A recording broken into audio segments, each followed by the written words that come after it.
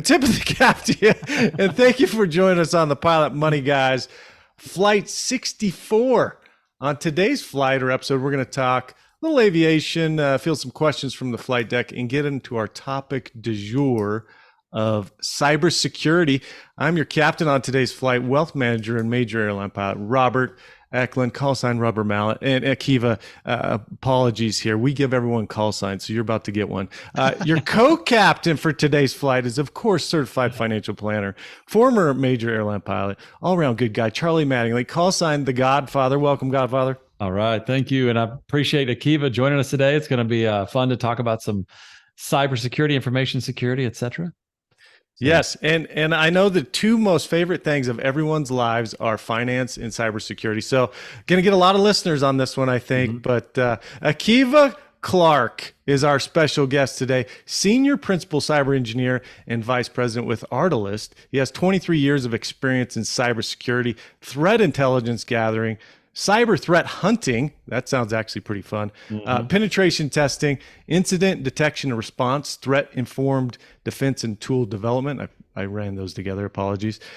He has supported multiple services and agencies as well as commercial entities through a variety of cyber activities, from proactive APT detection, tailored application development, and red team assessments to an incident response, investigation, and operational recovery. That's a mouthful, Akiva. But before I let you say anything here, as you may know, we give all of our guests again a call sign, and Akiva means protector, if I'm not wrong. Nice. So this is perfect for your cybersecurity, career here, Akiva. So we're going to call you Akiva the Protector Clark. What do you think?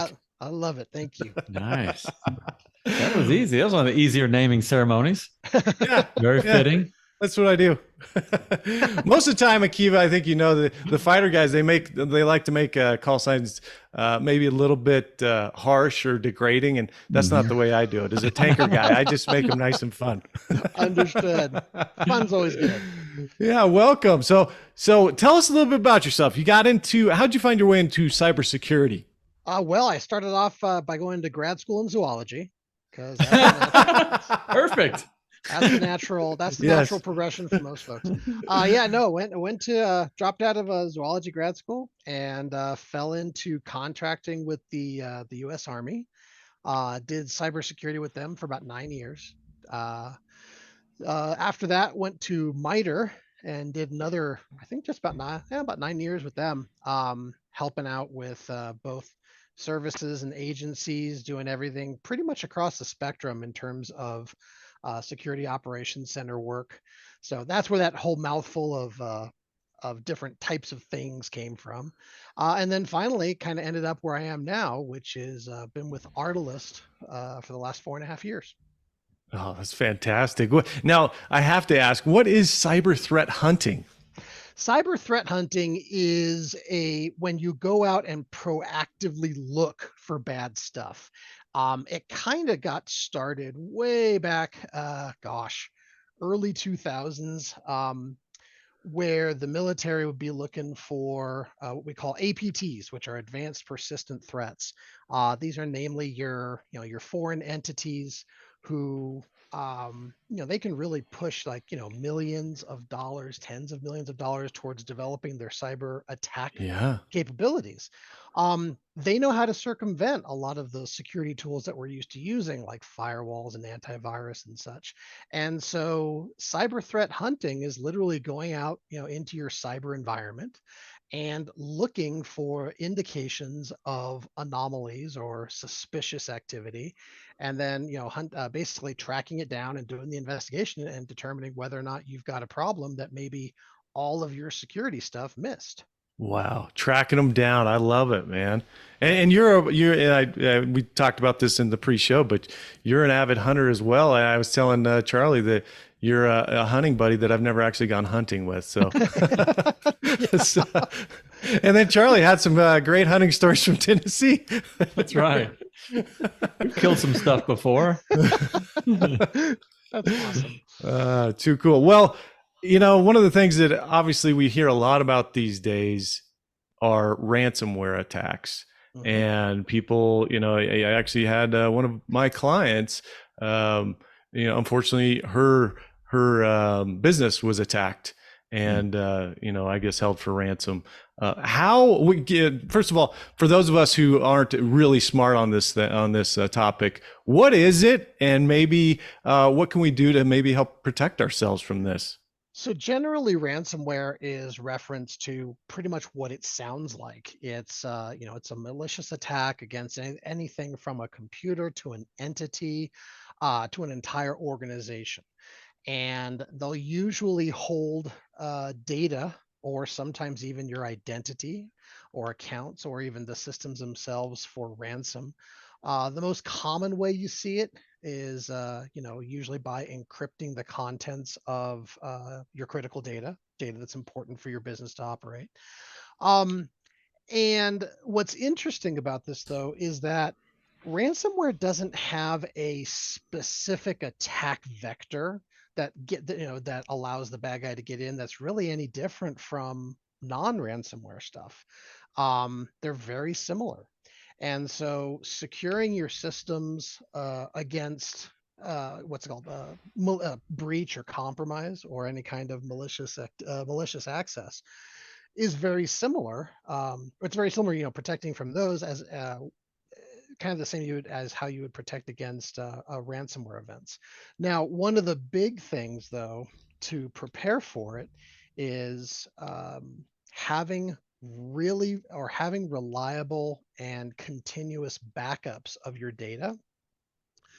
Is one of the critical or key things to prepare for a potential ransomware event.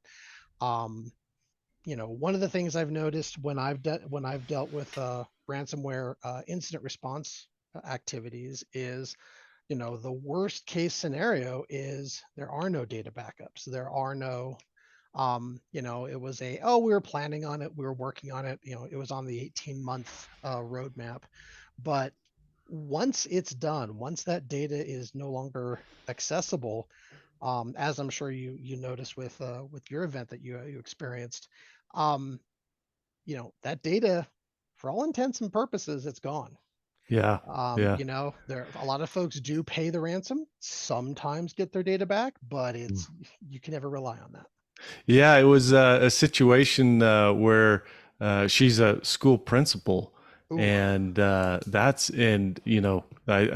assuming, I don't know all the details there, but obviously some data was stolen there, and I think it's Mm. caught a lot of people uh, that aren't guarded against that sort of thing, especially maybe in the public sector where they haven't thought about some of those things. But Mhm. hmm it's definitely, and I don't exactly know what happened with it, other than they were able to continue doing business. So Yeah. yeah. So I mean, that's it's when your business can still do business, it can still operate or keep operations going. That's a good thing. Some of the worst case scenarios are when it closes down the business completely. right, When they, if they get your financial files, they get your accounting files, or if they get any other critical data that, you need to actually do your business. When they, I've seen companies go down for, smaller companies, but that maybe have like a good, decent cash flow or cash repository behind them. They've gone down for up to 6 or 7 weeks Mm. ouch. in trying to, kind of get back to life as normal. And that's, usually when it comes to a ransomware event, you're trying to get people back up and running the same day or within a couple days. Um, but it's one of those things where the backups are key to preparing for that kind of thing. It's crazy. So they had, I guess, some of the most famous attacks. One of them was the Sam, and it attacked the from 2015 to 2018, and it attacked hospital, schools, and municipalities, and collected about $6 million for those Wow. for those ransomware attacks. And I guess there's some that have had estimated damages, or at least losses of billions. Yeah. Uh, so super important. Mhm. Yep. Uh, Well, Crazy. I know, yeah, I mean, I know that, it can really kind of branch off into things like identity theft and things like that as well, where they're not holding necessarily the data for ransom, but they might be holding your domain name for ransom. Mm. So it can, and the way you protect against that is a little bit different. So anyway, we've definitely been noticing some changes in how the threat actors are performing lately. Yeah, yeah, super important. And having folks on your side that can walk you through these things is super important too, obviously. So switching gears a little bit here, device cameras. So this one's near and dear to my heart because I was reading something somewhere and it's like device cameras and so on my iPhone, obviously, covering your camera. First of all, probably not doing anything stupid is the first play there. Right. But other than that, covering your camera, I guess people can get access to your cameras, right, on your devices. Oh yeah. Cameras have always been a vulnerability, and I mean, along with cameras, microphones.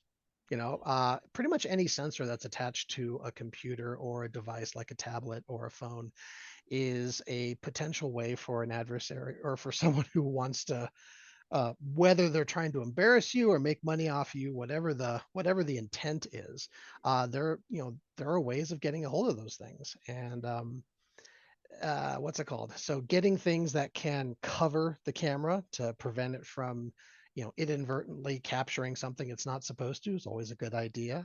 I actually Googled it, Kiva, webcam cover slider. I may have bought a few. The webcam cover sliders are really effective. I know a lot of us at Artlist use them.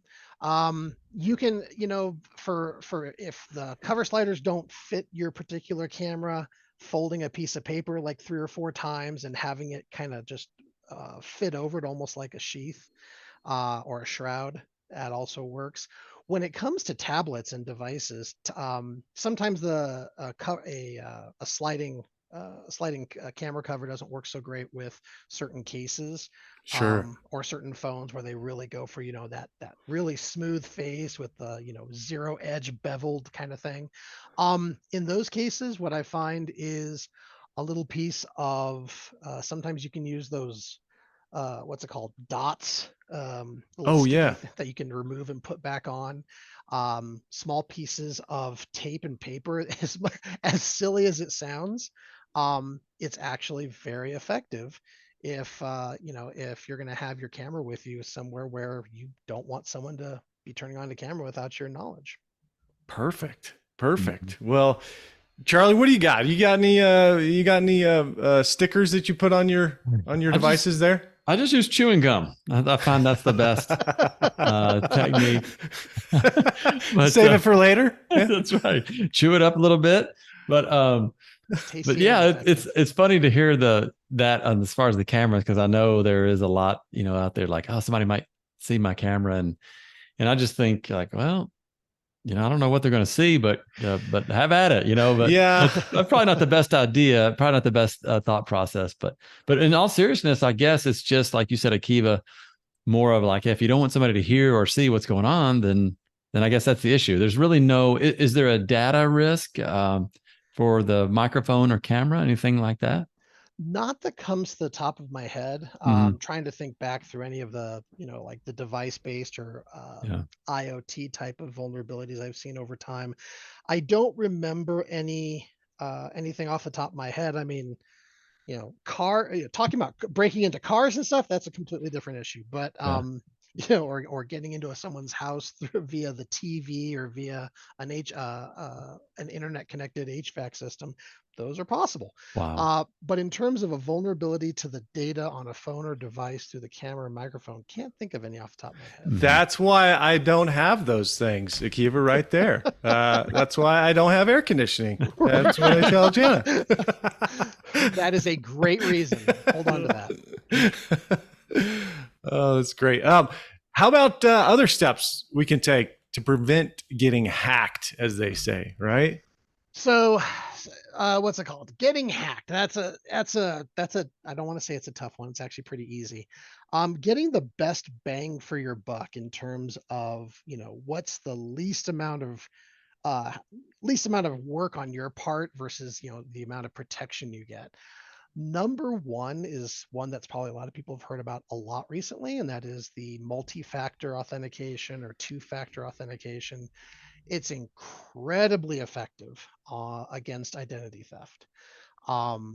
It's especially with passwords being what they are. We can get into password strength and things like that a little bit later, but two-factor or multi-factor authentication is very, very effective at preventing someone from breaking in. And the easiest way to describe that is, when you have a username and password, someone can literally just try that, as much as they want from the comfort of their own home. And whereas when you have multi-factor authentication, it has that next step, or it actually, you usually have to enter what's called a one-time passcode, or you get prompted on in your text, and or via text or via email.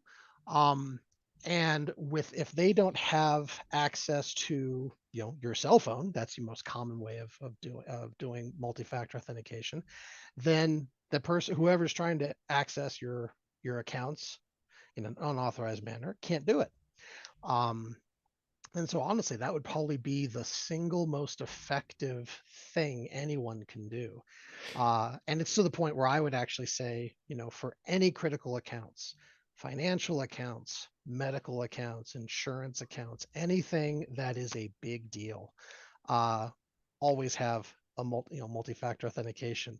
All of your credit card accounts, bank accounts, everything. Um, enable multi-factor authentication. At this point in time, I don't think anyone anyone in the market doesn't offer it. They don't always turn it on by default though. So a lot of times you have to go into the settings yourself and go turn it on. Yeah. But I highly recommend doing it. And if they give you the option to use an authenticator, which is usually an app like Microsoft Authenticator or Google Authenticator, that is actually a better and more effective way than doing where it sends you a text. The text one is more exposed to well, we get into cell phone security later, but that's usually something where if if your phone connects to a what's called like a rogue tower or something like that, but that's they can actually intercept that stuff. But the safest form of multi-factor authentication is usually going to be your authenticator apps, like I said, Microsoft or Google. That's fantastic. And one of the questions I had for you too, I didn't prep you for it, but just throwing it at you here, Sure. is sometimes you get those multi-factor authentications and it'll ask you, hey, do you want to trust this computer or this device for Mm-hmm. amount of time? And my thinking on that was, well, you're kind of maybe not, it still has a multi-factor authentication, I guess, but you might be defeating some of the purpose of that. So I'm sure people know this, but security and convenience are literally two opposite sides of the scale.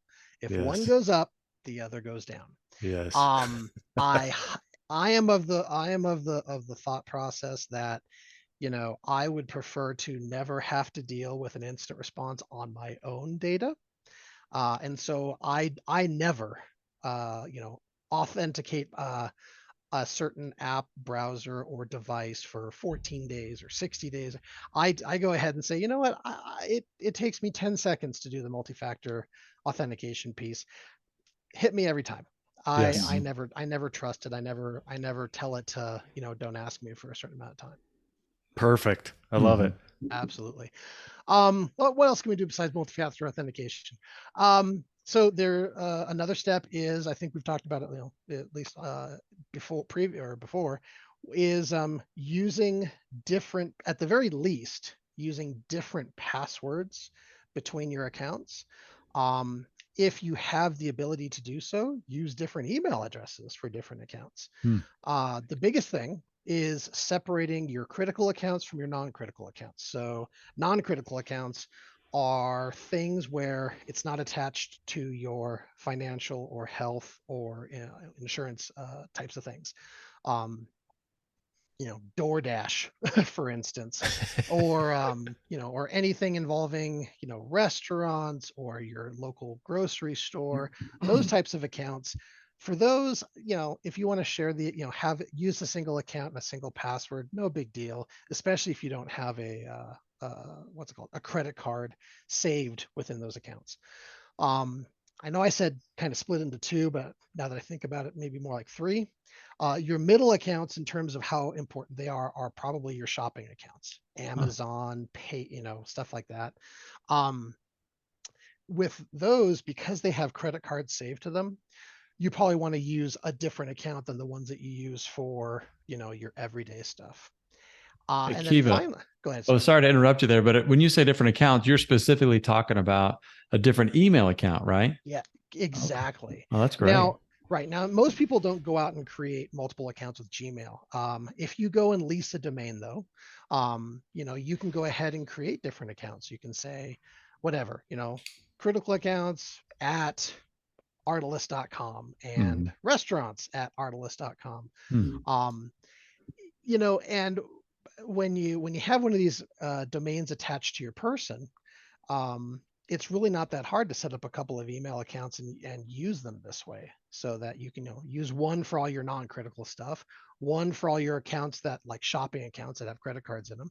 And then finally, and this is, really important, is your critical accounts are like the ones where you have your banks and your retirement and your Yeah. investments and and I personally like to include health insurance and things like that, life insurance, over in that category as well. For those, I actually use a different email account for each and every one. Now, not everyone may want to go through that much inconvenience, where they're doing a different username and a different password for every single account. But at the very least, if you have a different account, you use a different email address, or sorry, the same email address for all those critical accounts, but a different password for each one. I can't stress enough how important it is to have a different password for each account. Mhm. And the reason that is when I've done instant response for a whole bunch of folks, um, if you're only having to deal with one account that's been broken into, it's bad enough. When you're dealing with all the bank accounts and all the retirement accounts and all the investments, it becomes, well, I mean, it can ruin your life. That's a foot stopper. Mhm. I think for a lot of I hate to be ageist, but a lot of our older folks don't use the same username and password for your Mhm. accounts. Yep. That's an easy way for to get Yeah. hacked every way from Sunday, I Yeah. would Because Yeah. imagine. Akiva, the first thing they're going to do, just to elaborate on this, because I love this different email account idea. It's not one I thought of, but I love the way you talk about that. And then the password strength is and different passwords is just super important, as you've said. Hmm. But what people will do is they find this simple little password for your grocery account, I guess, right? Oh, it's this, Yep. I don't care about my grocery account. I'll have an easy password. But then the first thing they're going to do is they're going to use that password across every single account that you might have. Is that right? That's why it's so important. That is exactly what happens. Yeah. So I've obviously done instant response for family members and friends and other folks, and that's exactly what happens. Is you get one of these passwords, and whether it's an easy to guess password or one of those places gets hacked and they get your password out of it, once they start trying it against other places that you log into and they get access to it, that's the problem right there. Mhm. Is it's kind of like when you have one key to multiple houses. Yeah. It allows you to access all of them. Yeah. And that's, this kind of a great segue for our password vault, if you will. A lot of those, whatever you use there, and love to hear your thoughts on that, Akiva. But a lot of those will tell you, hey, you have too many passwords that are similar, or they are the same. So you need to change these and make them different, because otherwise, obviously, you leave yourself open to attack. Yep. I am a huge fan of password vaults, have been for a very, very long time now.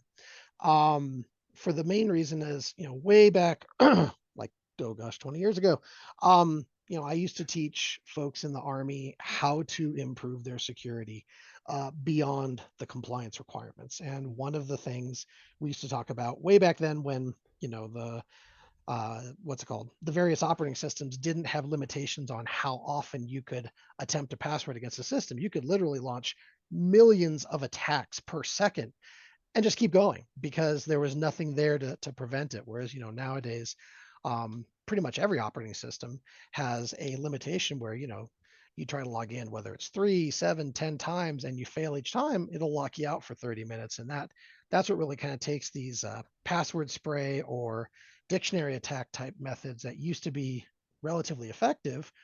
Now it takes hundreds upon hundreds of years to actually even attempt those. So it's no longer an attack vector that works. But when I used to teach them how to construe, how to create their passwords, it was all about complexity, but at the same time, they had to be memorable. Because if they weren't memorable, that's when you get people writing their passwords down and sticking it in their desk or having a piece of paper on their desk, things like that. Or my favorite back in the day, and we're old enough I mean, we've gone through every iteration of passwords from, from almost the first computer, but you used to use the keyboard to like come up with fancy little lines I would trace on it. Yeah. So, Akiva, these two topics, and we're bouncing back and forth between password strength, and I love it. It's just so important. And then password vault managers. And I've got a ton of questions, but Rob, I love what you said. And Akiva, what I do sometimes is just to demonstrate the importance of the strength of a password as I go to some of these websites. I hope they're not nefarious websites, but anyway, it's one of them, security.org. And it says, how secure is my password? And you type it in and it says, this is how long it will take to hack your password. Yep. And Rob, it's funny you say that because I type in the keyboard pattern that a lot of us I know have used, just a pattern across the keyboard. And one result from an 8-character password is instantly. That's the result. How long would it take to hack this password? Instantly is the answer. If I use a different pattern on the keyboard, it says 1 minute. 5 minutes if I use a semicolon. So not long. So it's incredible that this password thing is so important. And again, talk to that a little bit. How should people use passwords? And I know too that if they're the right types of passwords, I think it requires you to use a password protector or a password manager, I guess. But can you talk to that a little bit? Absolutely. So the password, ever since passwords have been invented, we have what's called, obviously there's ways of attacking them. One of the most popular ways of attacking passwords, though, is what's called a dictionary attack. And a dictionary attack is where, you literally have a list of words or phrases or character strings, and you just bounce those against an account as the password, right? Most common ones, back in the day were things like password and admin and things like that. However, very quickly, those dictionary attacks evolved to include exactly what you were talking about, patterns. Especially, and I love relying back onto the military because, we thought we were doing good when we were saying things like, okay, we want you to have a complex password. It has to be it has to include 2 of each character type, lowercase, uppercase, special characters, and numbers. And so, of course, someone would create a pattern, right? And this is the pattern I'm going to use. And well, those patterns are usually some of the first ones that you get within those dictionary attacks. And that's why they're so fast to crack. Yeah. They're the first ones that actually get tried. So using a complex, long password, and when I say long, I'm talking 17 to 20 some characters. In fact, at that point, you might as well be looking at like a sentence, with capitals and lowercase and numbers and special characters and everything. And way back in the day, I would say, but make it, easy to remember. Well, we just talked about how I said use a different password for every account. Well, there's a good chance you might have several dozen accounts across your, all the various organizations that you're dealing with. And so that's where the importance of the password vault is. You only have to remember one. Now that one has to be really strong. And I can't stress enough how I recommend when doing a password vault that, you make that password a long, complex password. And I use sentences. Because, once we hit quantum computing, our advice is going to have to change because it's going to be able to crack those pretty quick as well. But for now, at least with the technology we have, those are relatively uncrackable, especially when you're incorporating, multiple spaces and special characters, a couple of numbers, uppercase and lowercase. You know, and it's relatively easy to type in because it's a sentence that you kind of type in over and over and over again. The second thing is I recommend backing up those password vaults. Uh, and some people don't agree with this, but I feel it's important, and that is as a hard copy. Keep that hard copy in your safe deposit box, or if you have a safe at home, put it in the safe, and do that once every quarter or so. That way, if everything goes down, you don't lose access to your most important accounts. Because again, you're keeping a different password for every single investment account, bank account, etc. And then finally, and I know it feels like we're going backwards, but it's not that we're going backwards. It's that these different technologies are intertwined in terms of how they provide security to you. The multi-factor authentication. The username and the password are two parts of logging into an account. Having that two-factor authentication or that multi-factor authentication is vital because it helps prevent someone from being able to access your account if they are able to actually guess your password or get your password. So that's why I think it's so important to use all three of those, complex and different passwords, your password vault, and then your multi-factor authentication all together. I love it. Yeah. And that's important too. This is a podcast will probably live for 200 years, well past us, and our great grandkids will be listening to it. So we better timestamp it. It's August 29th, 2023. Quantum computing has not been invented yet. Yeah. And Skynet has not become self-aware as of now. So As we know, As of now. to our knowledge. that's super. Yeah. Sorry, go ahead, Charlie. Okay, thanks. Again, you can tell this is just a subject that's super important to us, our business, our clients. One of the things we see a lot, and we encourage password managers, and I think you mentioned that you like KeePass, KeePass, KeePass, and Keeper Security. So I'll throw that out there for people that are looking for those. We use LastPass. You said you're not a huge fan of that. I think those were your words, but I totally can see that because it's kind of complicated. And we've had people give us feedback and say, hey, it's not the most user friendly, but nonetheless, I'll let you comment on that in a second. But the other two things we see a lot are people who will go, hey, I just let Google or Apple remember my passwords. And I know you've got some thoughts on that. But I don't keep up with that technology. Maybe it's gotten better. I know previously consultants would say, I don't do that, but maybe it's gotten better. I don't know. Can you comment on those kinds of things, Akiva? Sure thing. So first off, on letting browsers remember your passwords. Browsers are not great at remembering passwords. Mhm. I do not. I still give the advice of not doing it. It maintains it. It's too exposed. Let's put it that way. It's too easy to attack. It's too easy to make the attempt. Even if at one point in time we can look at it and say we're safe, there's always these things called 0 days. A 0 day is basically when a vulnerability comes out that that the bad guys, so to speak, discover, and they start using it in the wild to either whether to be steal passwords or break into systems. But a 0 day is always a possibility, and a 0 day usually is based on a coding mistake. Well, browsers, I mean, I'm sure you've seen how often your browser is patched, whether it's Firefox, Chrome, Edge, whatever. Um, there's a lot of patching going on. So with all of that going on, I generally I tend to still tell people, do not let your browsers remember the passwords. Again, I know it's convenient. I get it. But it's one of those things where, a couple seconds or a couple tens of seconds of putting in a password on your part is going to be the difference between a bad day and not having someone, take over your bank account, which can be pretty detrimental. Mm.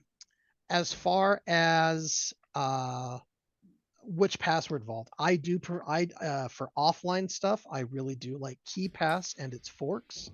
Forks are just where other developers came and made their own versions of KeePass.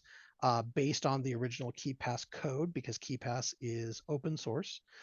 It's actually one of the better password vaults out there in terms of both being secure and usable, you know, and it's got a bunch of plugins for it. So if you just want to use a password to get in, that works. But if you want to have two-factor authentication, you can do that as well, where you can either use a one-time passcode from something like Google Authenticator, or are you guys familiar with YubiKeys? No. YubiKey, they're kind of like they're kind of like RSA tokens devices. They basically just kind of cycle through different what's it called? Different passphrase or different number strings like every 30 seconds or so. They're also known as hardware tokens, depending on which model you get. Yeah. So having a hardware token that you plug into your computer, or like one of those RSA tokens from back in the day, having that as a second factor authentication for your password vault. KeePass does support that, but also it's a good idea. As if anyone ever did get a hold of the database, they can't just attempt a password. They would actually have to also have that second factor, it being the token. The keeper security that I had mentioned that's more if you need it to be online. They actually are one of the few, if not, I'm pretty sure one of the few password vaults that have FIPS 140-2 they're validated, not just compliant. So if you need that for compliance with certain, if you're a defense industrial base or related to that, they have that. Otherwise, they are, what I like about them is that they have your data both in the cloud, but also locally on your system. Um, when it The reason I had mentioned I didn't really care so much for LastPass was twofold. One, yes, they had a couple of those hacks recently, and if I remember correctly, they don't have a local database on your system. I think it's only cloud oriented. I could be wrong on my memory of that. I But have it on my phone where it's local somehow, okay, all right. but maybe that's the app. I don't know. Yeah, well, Mhm. I know the app is local. I couldn't remember if the database was, Mhm. but I know that with a lot of my problem with it was their response to getting hacked. Mm. And the reason I say that is, for instance, recently, when I say recently, the last couple of years, there have been some pretty big hacks, where Microsoft or where SolarWinds was hacked, and I think it was FireEye and Mandiant that discovered it. Um, those companies, when they get hacked and they immediately come forward and they're transparent about it, and they say, we had it, we experienced a breach, this is what was affected, and here's how we're dealing with it. I love that kind of response. That is a Mhm. great response. LastPass didn't do that. They Mm. kind of hid stuff, and that's why they kind of had that, we got hacked, but it wasn't so bad. And then it was, oh, we got hacked, and it was worse than we thought it was. Mm. I it's Part of it is how they responded to it is part of why I don't care for it. Yeah, it's super important. And all of this is, so critical, and we focus on it a lot. Obviously, in the financial sector, it's Mhm. like you said, with healthcare is two of the most important places. So, focusing on this stuff and hearing all the different, ins and outs about the different uh, password protectors or vaults is super Mhm. important. So, I think we're going to always be developing and getting better at things. Yeah. But one of the things that you going back to the browser comment there that you made, Akiva, is those vaults. If you get the right one, obviously, you don't need the browser to remember if you have the vault, and obviously you can remember the login. That will Mhm. help prevent having to rely on your computer to do that. Any thoughts on that? Um, so yeah, no, the having the vault open and being able to, have things auto populate, so to speak, if you have the app open is helpful. I want to say Keeper, I think, does that to a certain extent, kind of like LastPass did. KeyPass, some of their forks that sit on that work on the devices do that, where you can actually like replace, you can choose a different keyboard so for instance, if you go to your browser and you go to log into, let's say, I don't know, your ski pass, your annual ski pass, let's say. you can actually change the keyboard from your Google board or your Apple keyboard to the keyboard that is built into the KeyPass app. And then you can just literally, hit the user and the password, and it will look at the address that's in the browser window and match that up with the right entry in the app, and it'll transfer the username and password over pretty seamlessly without having to do a lot of copy and pasting. Right. And that's one of the reasons I like, like I said, Keeper's a good one, but also the reason I like KeyPass and its forks is you can use KeyPass on your Windows computers and then have the forks that are related to it, whether you've used the Apple, the Apple devices, or you use Android devices. You can pretty much have it everywhere, and then you can share the password database, whether it be through Google Drive or through Dropbox or other things like Mhm. that. You can then merge the databases together so that all of your systems have access to the same updated set of passwords, regardless of if you've updated it on your computer or your phone or your tablet.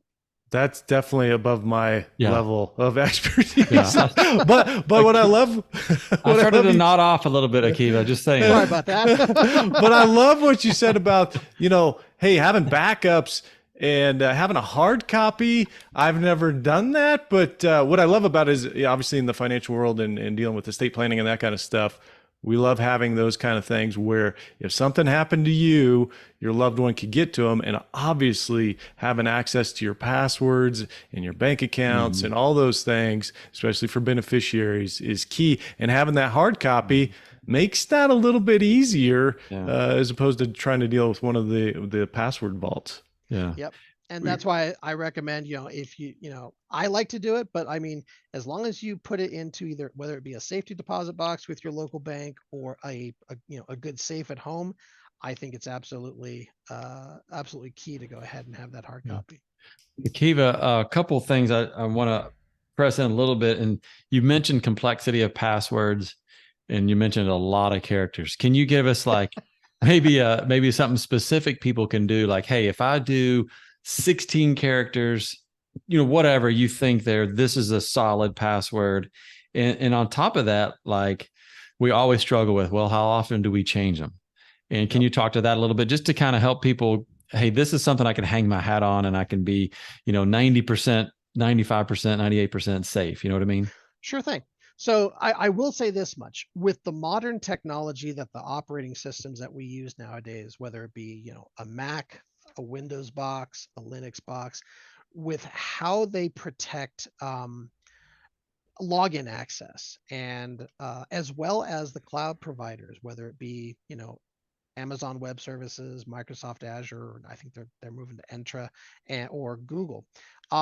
They all really try to control access attempts. So to a certain extent, that between those access controls, in addition to using MFA, and again, that's that huge caveat, making sure MFA is being used, that really has reduced the importance of changing passwords often, because I know for some systems, especially in the military, they used to make you change it every 30, 60, 90 days, depending on what system you were working with. Yeah. In general, nowadays, I tend to recommend, change your passwords, maybe twice a year, maybe even once a year. Again, this is assuming you're using MFA. Mhm. In terms of length of passwords, again, really old requirements used to be 15 or more. That was all based on a old Windows standard because of how it used to hash the passwords. But nowadays, really, you're probably looking at 18 characters or more. And the way to keep it semi easy, if you're only going to have a couple passwords and you think you're going to remember them okay, because you're going to, let's say you're breaking them up, but you don't have a lot of accounts or something like that, use sentences. That's really one of the easiest ways to do it. Um, but if you're not, and you're going, if you're going to have dozens and you're going to use that password vault, then that master password for the vault, again, think a sentence, because then usually if you use a good sentence, you're already into 20 plus characters, Mhm. and character substitution, that's where you see people doing things like, putting in the number 3 instead of an E. Well, when you have a couple character substitutions in a single word, those are easy for an automated password cracker to guess through. When you incorporate that though with a sentence with multiple words, some capitalization, some not, you know, it becomes a lot harder, to the point where there's no point even using a dictionary attack, and now you have to do what's called brute force, and that's literally hundreds of years. So I guess, to short version, use sentences, so you're easily getting that 18 plus characters, and changing it maybe twice a year Mhm. would be good. Perfect. One thing I will say, I'm sorry, one thing I will say, that, and now this is very much a personal thing, I like passwords to be easy to type in, whether I'm using a keyboard at a computer or a touch keyboard on my phone. So if you're constantly having to hit shift and not, to get back and forth between numbers and characters and letters and such, keep that in mind when you're creating your password. Mhm. Yeah, that's Love good it. stuff. That's awesome. Yeah, thanks for that. That's super helpful. And I just want you to know, I typed in the security.org, my main password, and it says 300 billion years. So I think I'm good. That sounds good. Yeah, that's good. Until quantum computing. That's right. Until quantum computing, it'll be like 300 seconds. But Right. I'll just say the last thing that Rob, you mentioned earlier, and this, to us, it's so funny, Akiva, because when we talk to our clients, we talk about cybersecurity, and almost estate planning bleeds into the conversation because of what Rob just said earlier. Hey, what if something happens to your spouse and or what if something happens to you and you're the one that keeps all the passwords? And again, that's kind of the dynamic of my marriage. And so, keeping something in a safety deposit box and letting your spouse know, I think sounds like a pretty good thing to help people. And the other thing on that is, sometimes the phone double authentication can cause issues there too, if the spouse, and I know there's rules and things on that, it gets very complicated, but I don't know if you can comment to that or not. You mean on the limitations of having like a multi-factor authentication that's maybe tied to a phone? Yeah, and then that person passes away, then Yep. I guess if my wife has my phone and knows my code, then she'll be all right. But As long as the code's on the safety deposit box, hard job. I know. So I haven't yet run into that particular situation. So Yeah. I got to admit, but having that hard copy printed out, put it, that you keep in in a safe place, is one way of getting around that potential problem. Because if, let's say, your spouse can't get into your phone for whatever reason, most of the time I've usually found that people share passwords and stuff like that, so it's not a big deal. But if that is a limitation, or if that's a hard thing, then a lot of times most accounts will have the best way I can call it is kind of a break glass account, a break glass style account, or a code. So basically it's hey, I can't access my MFA device and I don't remember my password, but a lot of times they'll give you like these 10 codes to use in case of emergency or something. All of that information needs to be saved inside of each entry in the password vault, so that your survivor, so to speak, has that information available to them, so that they can still access those accounts. So let's say if you've got an investment account and it's got that strong password and that MFA into it, there is a way for them to get in case of your demise. But usually it will require them to have at least some of that some of that emergency information, and that all should be saved within the password vault. And then when you print out that password vault contents, all of that information is included, and that should allow them to get access to it. Yeah. I know that with like I said, I've not run into that, in recent time, where someone passed and couldn't access it. Yeah. What I ran into quite literally was the opposite, where we had a customer who had experienced an incident They had MFA, but the Yeah. MFA was tied to their office phones that was Ah. managed by the same company that was doing their email, and their email got compromised. Oh, wow. And in that case, what they did first was they compromised the email and they compromised the domain, and they started forwarding all the email to themselves, to Mhm. the adversary. Then the very next thing they did was they went into the phone system and started forwarding the phones to them as well. So suddenly they had both the email, which is where the account, and then they also had the MFA device, the phone. Wow. So Mm. it is, I would say, when setting up MFA for most people, or for anyone, it is very important to ensure that the MFA is going to a device that is not necessarily managed by the same authentication system, is really what's Mhm. key here, as the email. Make sure they're managed by two different systems. Mhm. Yeah. And I don't know if Keeper has this, but LastPass has a feature that I set up with my brother, actually, where my spouse in particular is not, she has a few passwords and that she uses normally on her phone, but big picture, she may not be able to get into, like, let's say Schwab, just because she just doesn't do it regularly. Mm. So LastPass we set up with my brother to be, he if something happens to me, he tries to log in, he's going to be rejected, of course, but he will be rejected for 24 hours. And if I don't intervene, then he gets access.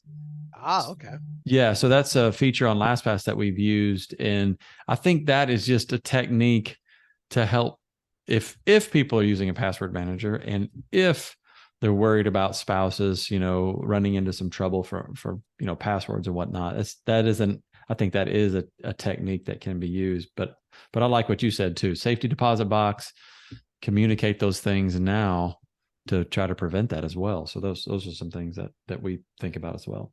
Yeah.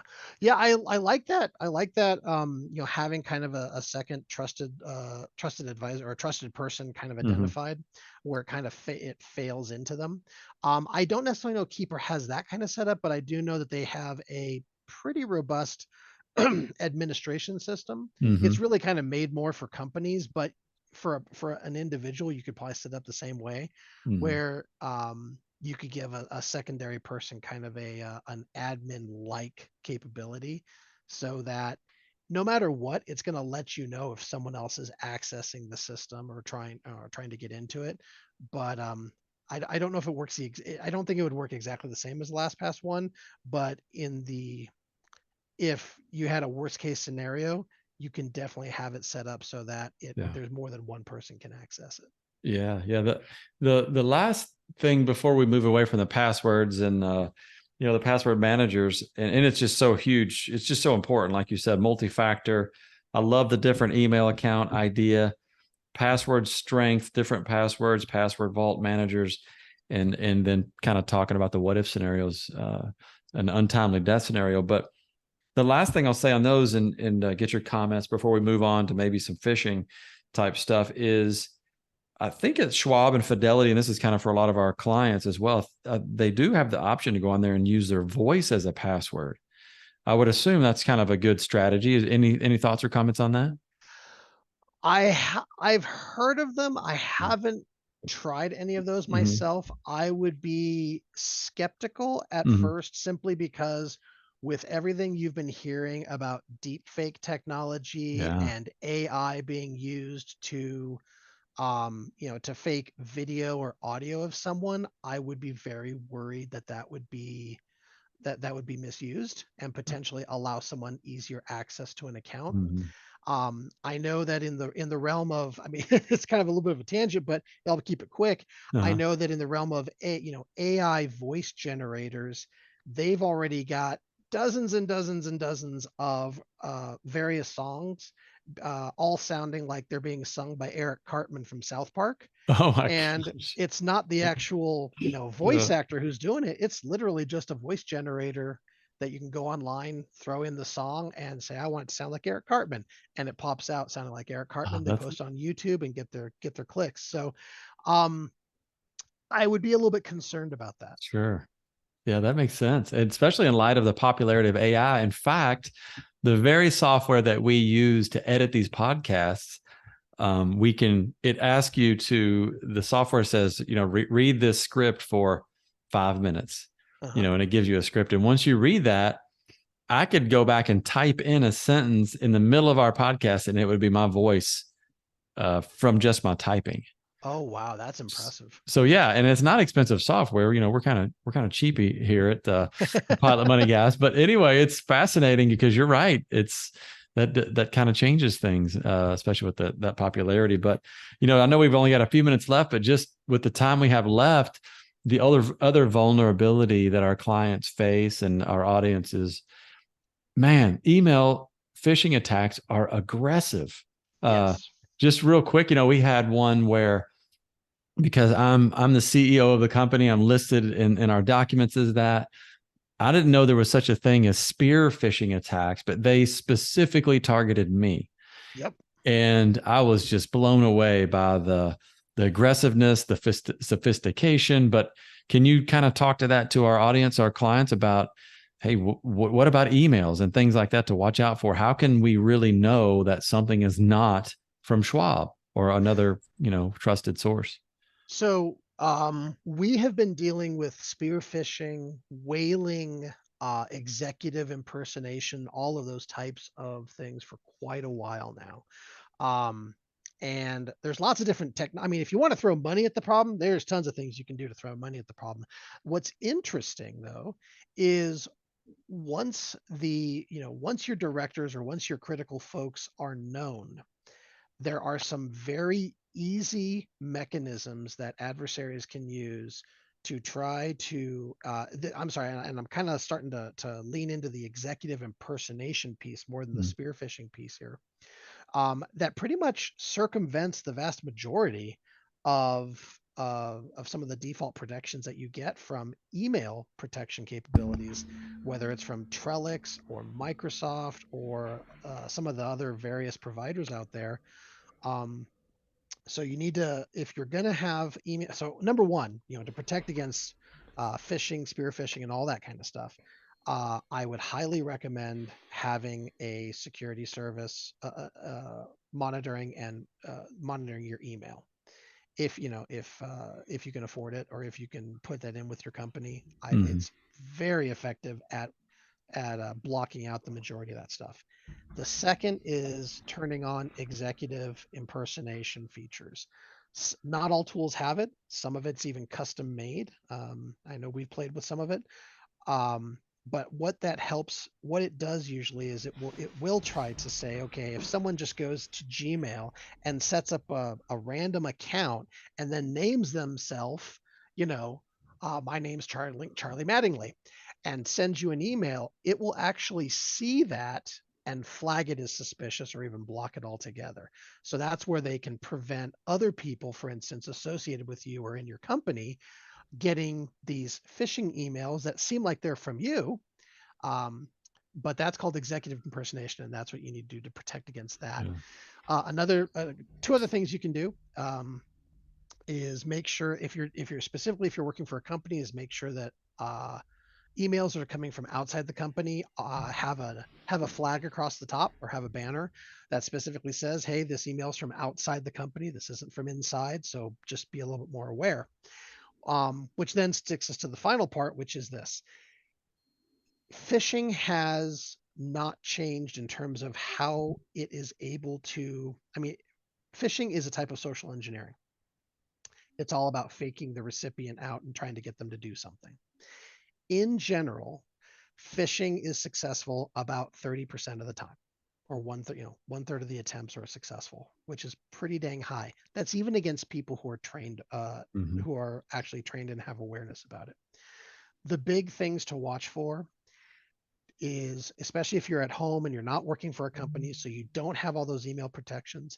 Number one is look at the from address, not the person's name, but the actual email address it's from and the reply address it's from. Is it coming from what you expect it to come from? So if it's an email and it says it's from Merrill Lynch, is it actually coming from the domain that is associated with that organization? The second thing is just know what email should be used for and what shouldn't it be used for. No one is ever going to ask you for a password over email. No one is ever going to ask you to um, send them gift cards over email. You know, um, if they're saying, hey, there's an automatic payment that you have set up that happens every month, and they want you to change what bank they're sending it to, follow it up with a phone call to a person you know on the other end to ensure that whoever you're dealing with is actually it's actually them asking for it. There's a good likelihood it's not. Mhm. Um, a lot of it comes down to user awareness. You know, the way back in the day, we used to always teach people to, you know, look for a lot of misspellings and things like that, or odd uses of language and bad grammar. That can still be a tip off, but more and more with things like Chat GPT and other, again, artificial intelligence, not quite quantum computing, but starting to approach it.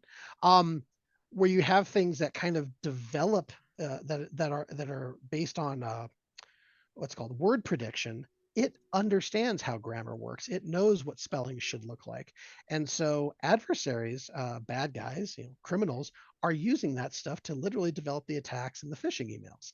So you're going to start seeing a lot more of these emails come across that look perfectly valid. Uh, and so you're not going to have some of those telltales that you used to. So I think the big thing is really looking at the, you know, actually making sure it's coming from the domain that matches the company that it says it is. And then number two, and this is the big one, use the phone more often. Mhm. Um, you know, if someone's asking for a large amount of money, or they're asking for you to do something that just kind of seems like that's kind of off, it doesn't need to be faceless through email. Make a phone call. Hey, was this you? Just wanted to verify, you know, because that's whether, you know, we've been seeing phishing coming out now from banks, or, you know, impersonating banks, impersonating investment firms. Um, yeah, there was a big break-in earlier this spring out, one of the medical insurance providers or care providers out in the DC area. Um, so at all times, verify. And the best way to verify, phone call to a known point of contact. Mhm. Yeah, I those are love it. awesome. Yeah, those are great. I'm just going to summarize a couple of those because those are phenomenal. Read the email address. It's so easy to glob on to the name, and people are so good at that. But if you look at that email address, I do that all the time because as we get these filters, I'm like, I don't recognize that, address, not, just almost immediately delete. But I love too what you said about it's like the context of what you're doing in your life. Don't do all these business things via email. Right. I think that's kind of what you're alluding to, you know what I mean, as far as how you're using email. What are you trying to do? And if somebody's trying to sell you a Apple gift card via email, it's probably a scam. Yep. And then use the phone, just pick up the phone call. And a couple that I know that you know about as well, and we think about is I hardly ever click on hyperlinks. And if I'm tempted to, I just go retype the email, or excuse me, the web address. I'll just retype the web address in a separate window, Mm-hmm. excluding the email. Hopefully that's the right thing to do. And then I'm very skeptical about attachments as well. So Oh yeah. so those are a couple extra things I think. Yeah. See, so and it's interesting, and I appreciate you bringing that up. The attachments and links are some of the more common ways that attackers use to attack recipients. When working for the company I do, we literally have two separate email protection capabilities in between us. So those things are easy to catch. So literally, we never see those anymore. You know, Oh whether yeah. it's if it's a link or an attachment, we never see those. They're always caught by one or the other before they get to us. The ones that we see a lot more of course, is executive impersonation, because there's no attachment, there's no link. It's literally a, hey, I'm your boss and I want you to do something. And you know, we need to make sure people understand that's not from me. I'm not asking you to get me eBay gift cards. um that's a common one too. But yeah, for folks at home who aren't, like I said, who aren't associated with a company, or who Mm. maybe don't have the wherewithal to get a you know, these email protection capabilities for themselves, um definitely be wary of links and attachments, because that is one of the key ways that they deliver malware. Microsoft and Google and places like that, Gmail, they do some malware scanning, but for the most part, unless you have one of their security services, there's a good chance that those emails that have those links and attachments will make it all the way to you. So definitely be skeptical about opening those things. I love it. I love it. Anything else we want to hit on before we get to some personal questions, Akiva? um, I don't think so. I think maybe about the only thing, I know there was a couple other topics we had originally wanted to cover. I would probably say about the only other thing I would suggest is, unless your customers are, one of the things that brings them great happiness in life is opening up a new credit card every weekend, or is, definitely consider freezing or locking your credit your Love credit it. accounts with the what are the big three? Experian. Experian. Yep. Yeah. You got it.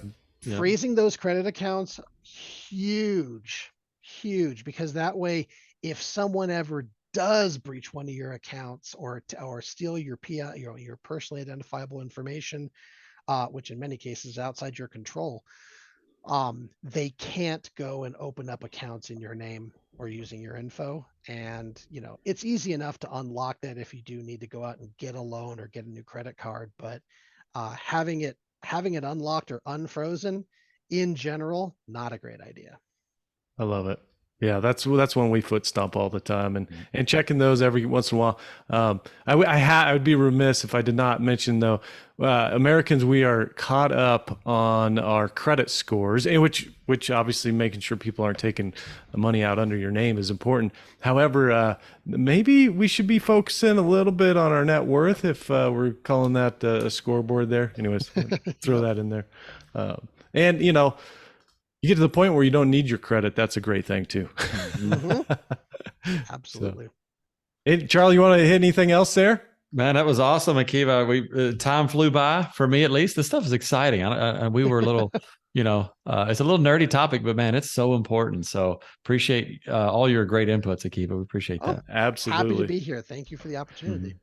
Kiva, do you have time for a couple of quick questions, or you got to run there? I can do it. I Okay. can go ahead and go for it. What any books, podcasts, documentaries, movies would you recommend to folks, either on this topic or just in general in life? Oh boy. In general, I love Hitchhiker's Guide to the Galaxy. Believe it's a 5-book series. It's not new, but it's hilarious, and it's got some great pieces of advice for just life. The biggest one being, and I can't stress enough how important this is in the security field, especially. Don't panic. Mhm. Um, but I highly recommend Hitchhiker's Guide to the Galaxy. I love it. Nice, nice. And then a follow-up question here is, what is success to you? Ooh, to me, that's a toughie. Success, I would have to say, on a very high level, success is happiness. Right now, for me, that happens to mean just getting all my kids where they want to be so that they're happy in life. But in general, happiness. I love it. And That's a yeah. that's a great one. I think we can all agree on that one. Love it. Last question here for you, buddy. How can folks get in touch with you and your company if that's something you want to share? Oh, sure. So the company I work for is Ardalyst. It's Ardallyst. It's actually a combination of the words ardent and catalyst. Agents, ardent, what's it called? Exuberant agents of change. Ooh, I like We, that. yeah. We also like to say that we are bringing understanding out of instead of fear to pretty much all situations. So we like to try to what's it called? Try to simplify situations Mhm. and show people the right path if we can. But we have a website, www.artalyst.com, and that's probably the best place to start. Fantastic. Well, that's it. Thank you so much, Akiva, for joining us here on the Pilot Money Guys, Senior Principal Cyber Engineer and Vice President with Artilus there. Thanks again, man, for joining us and enlightening us on this very difficult topic, but such an important topic. Happy to be here, and thank you again for the opportunity. It was a lot of fun. Awesome. We reserve the right to call you again, and feel free to pick up or not pick up. But this is great stuff, and I think we could dive in a little bit deeper on some of these. But a couple of cybersecurity quotes for you to ponder on your drive or flight or daily ritual. Feel free, guys, to jump in if you have any thoughts on these. But this one's from Chris Perillo. Passwords are like underwear. Don't let people see them. Change them very often. Now, this is I thought of this, or I got this quote before we got the expert advice. Don't let them see them. Change them very often, and you shouldn't share them with strangers. That's the first one. Second one's from Dan Farmer. If security were all that mattered, computers would never be turned on, let alone hooked into a network with literally millions of potential intruders. That is so true. That is it. Let us be the first to welcome you to the final destination of Flight 64, Cybersecurity with Akiva, the Protector Clark. Thanks, Protector. Huge thanks to you. And listen, we greatly appreciate reviews and subscribers. So the first 3 folks who subscribe and leave a review will receive a leading edge flashlight for all your walk around needs for those pilots out there. Shoot us any questions you would like us to cover on the Q&A portion of the show, which we did not cover. So we might go back and re-record. But as Emerson said, the world makes way for those who know where they are going. And as we say, so plan accordingly. We wish you smooth rides and soft in the zone landings from all of us at the Pilot Money Guys. Take care.